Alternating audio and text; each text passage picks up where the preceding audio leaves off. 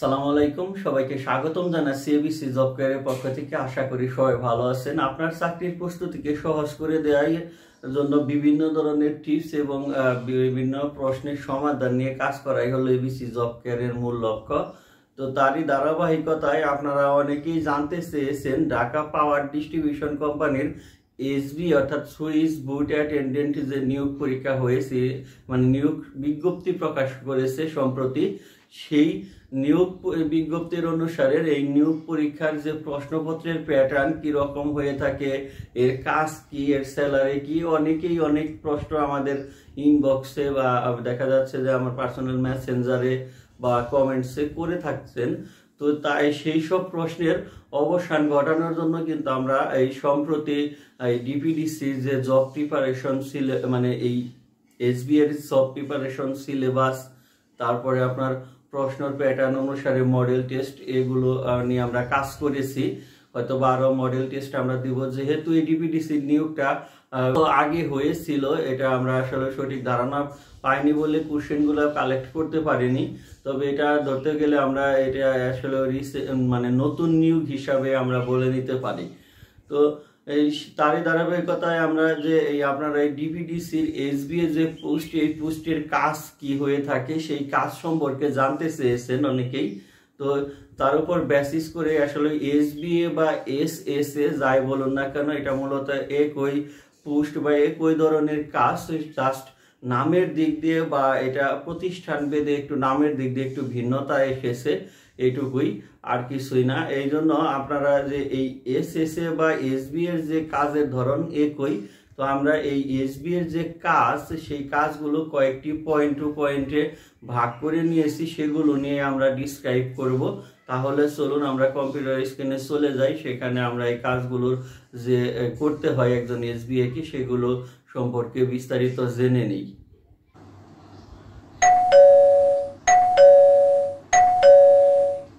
Dhaka power distribution company limited DPDC এর SBA দের যে কাজগুলো মূলত করতে হয়, সেই কাজগুলো আমরা এখানে একটু ছবি সহ দেখানোর চেষ্টা করেছি। সেগুলো নিয়ে আমরা ধারাবাহিকভাবে আলোচনা করব।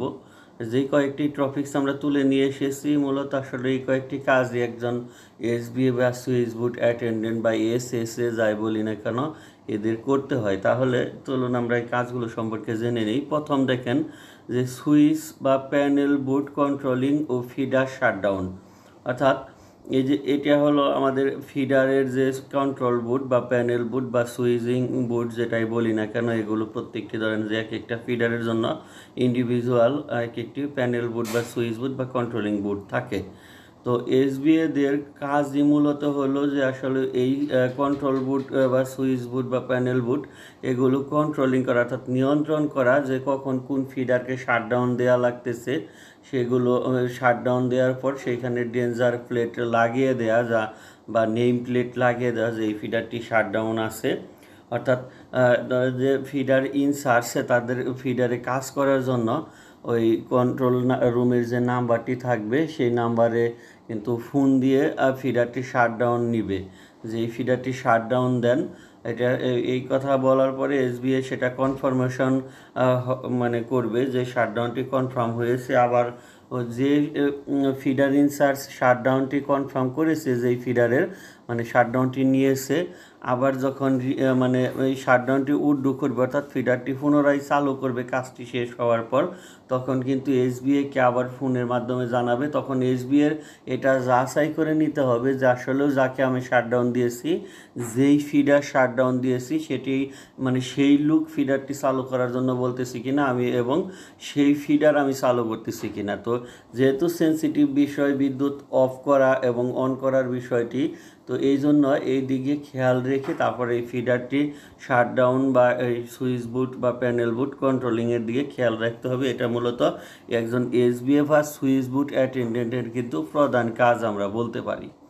তারপরে দ্বিতীয় কাজটি হলো যে প্রতি ঘন্টার লোড লগ বইতে লিপিবদ্ধ করা, অর্থাৎ প্রত্যেক ঘন্টায় কী পরিমাণ লোড কাউন্ট হচ্ছে, অর্থাৎ প্রতিটি ফিডারে কী পরিমাণ লোড বা অ্যাম্পিয়ার মানে নিতেছে, অর্থাৎ ইনপুট হচ্ছে, এবং আমরা গ্রিডে থেকে একটি ওই বিতরণকারী প্রতিষ্ঠান বা ওই এসএনডি যে বিদ্যুৎটা কিনে আনতেছে বা কী পরিমাণ লোড মানে আসতেছে, এটা কিন্তু একটি লগ বই থাকে প্রত্যেকটা সাব স্টেশনে। সেটা কিন্তু এই এসবিএকে মানে পূরণ করতে হয় প্রত্যেক ঘন্টায়। এটা শিফটিং ডিউটি থাকে সাধারণত এসবিএদের। তো এই শিফটিং ডিউটিতে মানে অংশেই পড়ুক না কেন বা যে রুস্টারেই পড়ুক না কেন, তাকে কিন্তু প্রত্যেককেই এই লগ বইটি যথাযথভাবে পূরণ করতে হবে। তারপরের যে মানে এটা ধাপটা, সেটা হলো যে লোড কন্ট্রোলিং বা লোডশেডিং দেয়া। অর্থাৎ এই বিষয়টি একটু পরিকল্পনা অনুসারে হয়ে থাকে। যেমন এটা যদি লোডশেডিং দেওয়ার প্রয়োজন পড়ে, সেই ক্ষেত্রে কিন্তু আপনাকে দেখা যায় গ্রিডে থেকে বা আপনার ন্যাশনাল লোড ডিসপ্যাচ সেন্টার যেটা আছে এনএলডিসি, সেইখান থেকে কিন্তু ইনফর্ম করা হবে যে এখন ধরেন যে একটি গ্রিডের বা হোল কান্ট্রি অর্থাৎ পুরো বাংলাদেশের সিস্টেমের কিন্তু একটা ম্যাক্সিমাম ডিমান্ড বা ধারণ ক্ষমতা আছে। দেখা যায় বিশেষ করে এটা জুন জুলাইয়ের দিকে বা যখন পুরো গরমের সিজন থাকে, তখন কিন্তু লোডগুলো পিকিং আওয়ারে চলে যায়। বিশেষ করে সন্ধ্যার দিকে এই সমস্যাটা হয়, অর্থাৎ সন্ধ্যার থেকে রাত 11টা পর্যন্ত আমরা জানি যে পিকিং আওয়ার, এই টাইমে মূলত এই সমস্যাটি হয়ে থাকে, অর্থাৎ বিদ্যুতের ব্যবহার যেই সময় সবচেয়ে বেশি হয়। তো এটা কিন্তু তখন আপনাকে এই গ্রিড স্টেশন বা এনএলডিসি থেকে ইনফর্ম করা হবে যে এখন আপনার ম্যাক্সিমাম ডিমান্ড ক্রস করবে, এই জন্য আপনাকে লোড কমাতে হবে। তখন যখন সাব স্টেশনে এইটা জানানো হবে, তখন কিন্তু এই এসবিএকে লোড শেডিং দিতে হবে, অর্থাৎ লোড কন্ট্রোল করতে হবে। যে ধরেন কথার কথা যে ওই এসএনডিতে বা ওই সাব স্টেশনের ম্যাক্সিমাম লোড হলো 10 MVA, অর্থাৎ 10 MVA কিন্তু আমার এটা আমি ব্যবহার করতে পারবো। কিন্তু যখন এটা আমাকে জানানো হবে এনএলডিসি বা আপনার গ্রিড স্টেশন থেকে যে আপনার লোডটা কমিয়ে 6 MVA করে নিয়ে আসুন, তখন ওনাকে মানে এটা অবজারভেশনে নিয়ে আসতে হবে যে কোন এই ফিডার বা একটি ফিডার শাট ডাউন দিলে তো আমার এই লোডটি কমে তখন 6 MVA চলে আসবে। তখন ওই ফিডারকে পর্যায়ক্রমে বা ধারাবাহিক মানে অনুসারে একটি ফিডারকে এভাবে কিন্তু লোডশেডিং দিতে হয় পরিকল্পিতভাবে। আবার যখন এটা উড্ডু করতে বলবে এনএলডিসি বা গ্রিড স্টেশন, তখন এটি উড্ডু করে নিবে। এটাও কিন্তু এই কাজটা মূলত একজন এসবিএকে করতে হয়। তারপরের কাজটি একটি নিয়মিত সাব স্টেশনের যন্ত্রপাতি ও মালামাল প্রাথমিক পর্যবেক্ষণ করা, অর্থাৎ এই সাব স্টেশনের সমস্ত দায়িত্ব সাধারণত একজন এসবিএর উপরই মানে প্রাথমিকভাবে ন্যস্ত করা থাকে।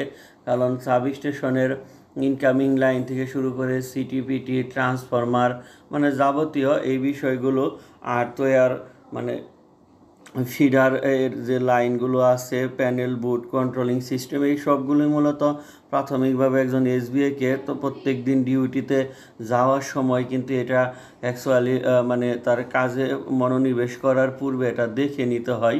এবং এটাও দেখা উচিত যখন তার ডিউটিটা শেষ হয়, তখনও তাকে এই বিষয়গুলো নজরে নিয়ে আসা দরকার। যদি কোনো প্রবলেম থাকে তাহলে সাথে সাথে এই সাব স্টেশনের দায়িত্বপ্রাপ্ত ইঞ্জিনিয়ার বা নির্বাহী প্রকৌশলী বা তার পরবর্তী ডিউটি রুস্টারের যিনি আছে তাকে বিষয়টি অবহিত করা, যাতে কোনো দুর্ঘটনা না ঘটে।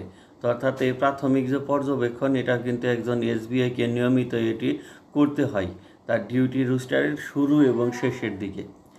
তারপরে যেটা আমরা বলবো সেটা হলো যে সাপ্তাহিক, মাসিক ও বাৎসরিক রক্ষণাবেক্ষণ কাজ ও শিডিউল নিয়ন্ত্রণ করা।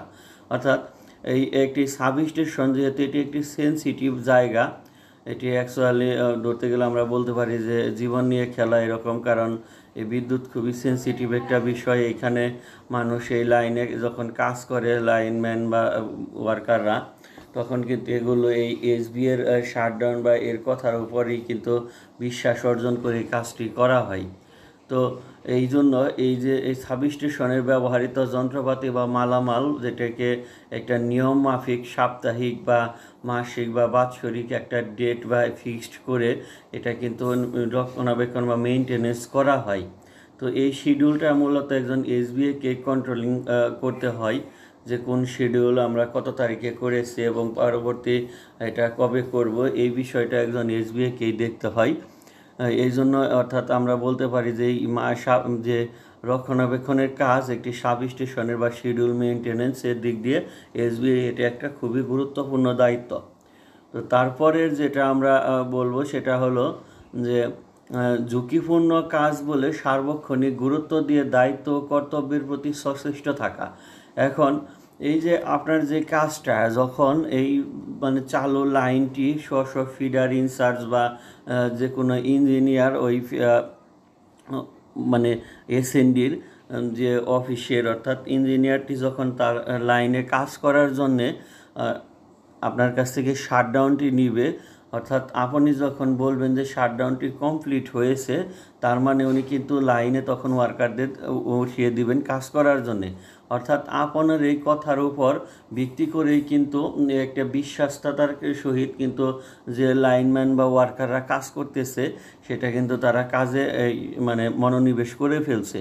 তো যদি বাই চান্স আপনি এই লাইনটি কোনো ক্রমে চালু করে দেন তাহলে কিন্তু মৃত্যু অনিবার্য বা এমন একটা মানে সিচুয়েশনে যেতে পারে যে আপনার চাকরি হেল্ড আপ হয়ে যাবে, বা যে শাটডাউন নিয়েছে বা নির্বাহী প্রকৌশলী আছে ওই ফিডারের দায়িত্বে তার চাকরিটাও হেল্ড আপ হয়ে যেতে পারে। তো এবং সবচেয়ে বড় বিষয় হলো যে ওয়ার্কার বা লাইনম্যান কাজ করেছে সে কিন্তু মৃত্যুর মুখে ঢলে পড়তে পারে এবং এমন একটা ইনজুরিতে চলে যেতে পারে যে তার লাইফটা একদম বিকল হয়ে যাবে। এই জন্য যে সবসময় সিনসিয়ারলি আপনার এই দায়িত্বের সম্পর্কে অবহিত থাকতে হবে, নিজেকে প্রফুল্ল রাখতে হবে। কোনো মানে আপনার যে কাজ এই কাজের বিপরীতে কোনো বাড়তি টেনশন নিয়ে আসা যাবে না, যাতে আপনি আপনার দায়িত্বের প্রতি অবহেলিত হয়ে পড়েন। এবং ফিডারগুলো শাটডাউন দেওয়ার সাথে সাথে আপনি নেম প্লেট ঝুলিয়ে দিবেন এবং ফিডার যখন আবার পুনরায় চালু করবেন তখন কোন ফিডারটি শাটডাউন মানে উড্ডু করতে চাচ্ছে এটা আপনাকে কনফার্ম হয়ে নিতে হবে, যেহেতু প্রত্যেকটি প্যানেল বোর্ডের মধ্যে ফিডারের নাম কিন্তু উল্লেখ করা আছে। অনেক সময় দেখা যাবে যে 2-3টি ফিডার একত্রে আপনাকে অফ করা লাগতেছে। তো সেই ক্ষেত্রে অবশ্যই এই বিষয়গুলো একটু সিনসিয়ারলি কাজ করতে হবে আর কাজের প্রতি গভীর মনোযোগ রাখতে হবে। এই কাজগুলো মূলত একজন এসবিআইকে করতে হয় সাধারণত, এর বাইরে আসলে কাজ অতটা থাকে না। তবু আপনারা যে এর বাইরে যদি কোনো কাজ থাকে তাহলে অবশ্যই যথাযথ কর্তৃপক্ষ বা নির্বাহী প্রকৌশলী আপনার যে সাব স্টেশনটি আছে ওই সাব স্টেশনের যারা অধীনস্থ আর কি, যেই নির্বাহী প্রকৌশলী বা আবাসিক প্রকৌশলী বলেন না কেন, উনি যদি আপনাকে অন্য কোনো অফিসের স্বার্থে অন্য কোনো কাজ করতে অবহিত করেন বা কাজের প্রতি কাজে অংশগ্রহণ করতে বলেন তাহলে কিন্তু আপনার এটা অবশ্যই করতে হবে। তো আসলে আমরা আপনাদের যে জানার আগ্রহ ছিল একজন এসবিআইয়ের কী ধরনের কাজ করতে হয় সেগুলো ডিসক্রাইব করলাম। যদি এখানে আসলে আর এর বাইরে কিছু নেই, তারপরে যদি অন্যান্য আরও কিছু জানার আগ্রহ থাকে তাহলে অবশ্যই কমেন্টস বক্সে জানাবেন। তো আজকের মতো এখানেই বিদায় নিচ্ছি। আমাদের চ্যানেলের সঙ্গেই থাকুন। আশা করি আপনার চাকরির প্রস্তুতি খুব সহজ থেকে সহজতর হয়ে যাবে। সবাই ভালো থাকেন। আল্লাহ হাফেজ।